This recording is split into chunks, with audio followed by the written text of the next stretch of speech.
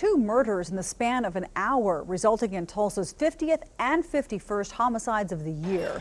The first shooting happened last night at a house in West Tulsa. Someone in an SUV shot and killed a man in his 20s. Police detectives think it might be drug-related. Less than an hour later, a locksmith shot and killed at a South Tulsa apartment complex. And that's where we find 2 News reporter Brandon Richard live with the latest. Brandon.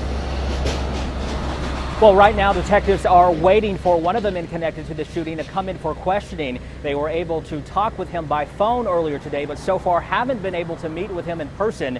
And meanwhile, a family grieves the loss of their son, and the tenants in the apartment complex behind me try to make sense of it all. A peaceful evening for tenants at this apartment complex quickly turned into chaos last night.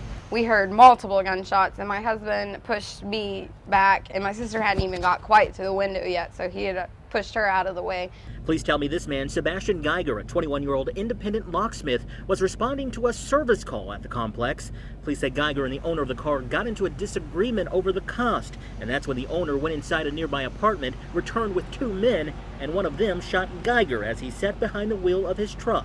They all just scattered like crazy. Victoria Going says as the men ran away, Geiger's truck continued to roll. I knew from the moment that I walked out that he wasn't okay, that, you know, he wasn't going to make it.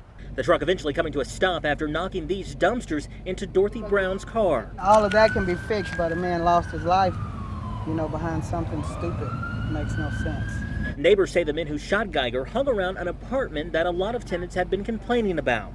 So the management did know that they were troubled. They just chose not to listen. She thinks if the men and their friends had been kicked out, the shooting may not have happened and Sebastian would still be alive. Nobody should die for stupidity, you know, nobody deserves to die.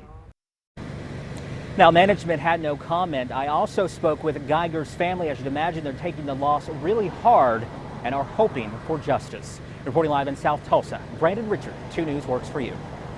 So far this year, Tulsa's had 51 murders. Of those, detectives say 12 remain unsolved. 4 are considered justified.